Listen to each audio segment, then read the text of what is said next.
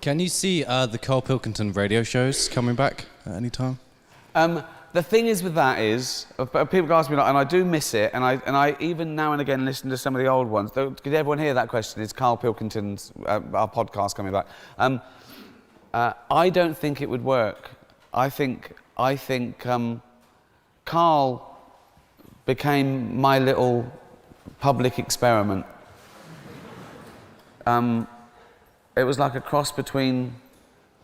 Because it felt so unscripted. It was unscripted. And it that was was totally what unscripted. That is real. It was unscripted. He was like my little experiment, like a cross between, I don't know. Have you seen the film Lawnmower Man? It was like, okay. Cracking reference to anyone who has.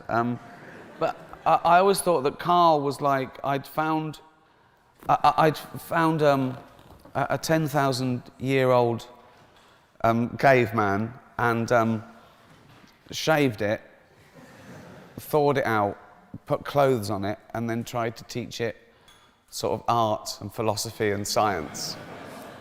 And I think, because he had a good brain, I kept telling him, I said, you've got a good brain. You've got a good brain, you just don't use it, right? And, you know, he found things that interested him, which were spurious and often apocryphal or nonsense, just things on the internet, you know, baby born, half monkey, half... I was going, it's not true, Karl, it's not true. He'd go, look at him. I go, it's just a hairy kid. He's a hairy kid.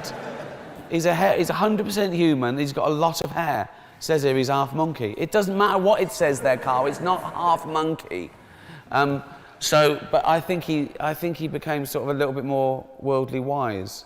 I suppose it's that chemistry that you guys captured in that show. It's hard to replicate that kind of chemistry. You couldn't contrive it. I discovered him, he opened his little slack jaw once, and he said something, and my ears went up like that, and I just thought, this guy's interesting. It's like I found him under a rock.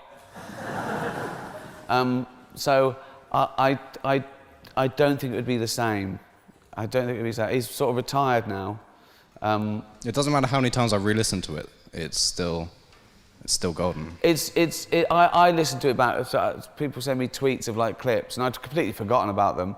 But it's like the first time he heard about something that I might introduce a concept to him, and it's the first time, and I can hear his brain working. It's like a silence where, you know, he'd say things to me like childlike. He'd say things like, he said, what's the most amazing fact ever?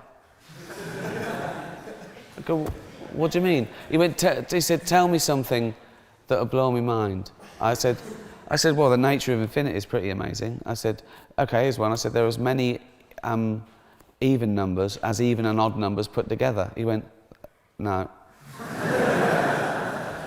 I told him the theory that, you know, the model of infinity, the infinite amount of chimps working on typewriters would write the complete with Shakespeare.